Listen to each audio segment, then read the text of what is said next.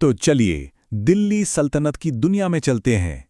एक ऐसा साम्राज्य जिसने 300 सालों से भी ज्यादा तक इतिहास को एक नया मोड़ दिया। 320 साल, 5 अलग अलग राजवंश। सोचने वाली बात है कि आखिर ये कहानी शुरू कैसे हुई, और उससे भी जरूरी सवाल, आज हम इसके बारे में जानते कैसे हैं। इन्हीं 2 सवालों की तह तक चलेंगे हम और सल्तनत के राज खोलेंगे। तो चलिए शुरू करते हैं। देखिए, पहली बात जो समझने वाली है वो ये है कि दिल्ली सल्तनत कोई एक लगातार चलने वाला साम्राज्य नहीं था।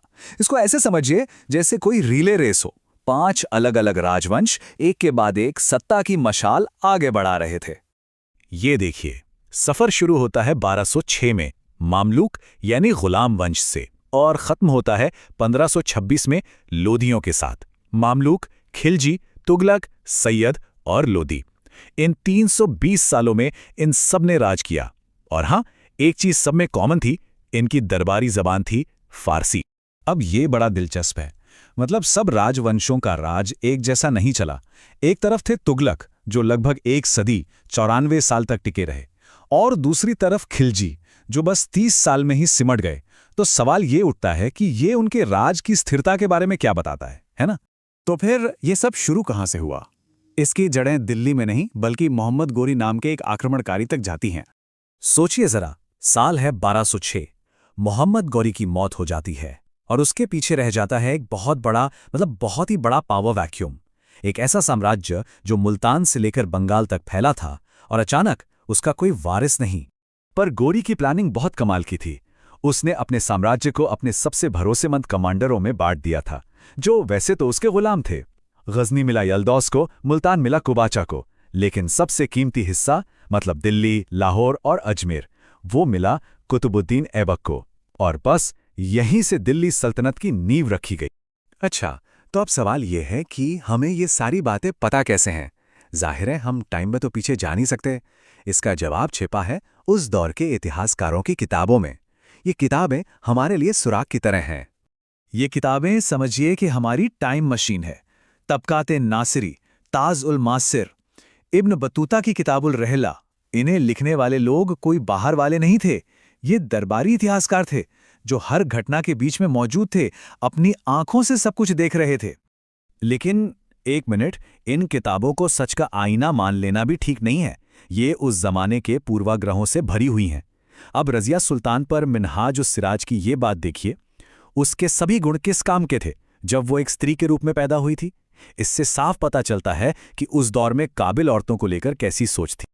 और हां, इन किताबों में सिर्फ जंगों और बादशाहों की कहानियां नहीं हैं। हमें उस दौर की रोजमर्रा की जिंदगी की कमाल की झलकियां भी मिलती हैं।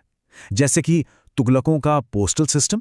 सोचिए, दावा नाम का पैदल पोस्ट और उलूक नाम का हॉर्स पोस्ट, कितना एफिशिएंट सिस्टम रहा होगा।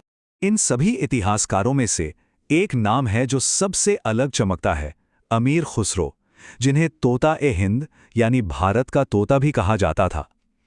और ये नाम उन्हें यूं ही नहीं मिला।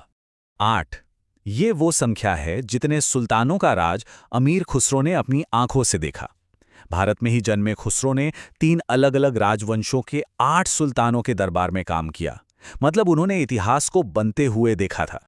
लेकिन खुसरो सिर्फ इतिहासकार नहीं थे, वो एक जीनियस थे, एक कल्चरल पायोनियर थे।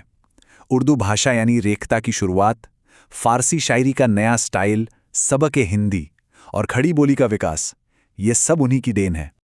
उनकी लिखने की रेंज तो देखिए। एक तरफ वो खजाइन उल फुतूह में अलाउद्दीन खिलजी की जीतों का ब्यौरा दे रहे हैं, तो दूसरी तरफ आशिका में एक प्रेम कहानी लिख रहे हैं।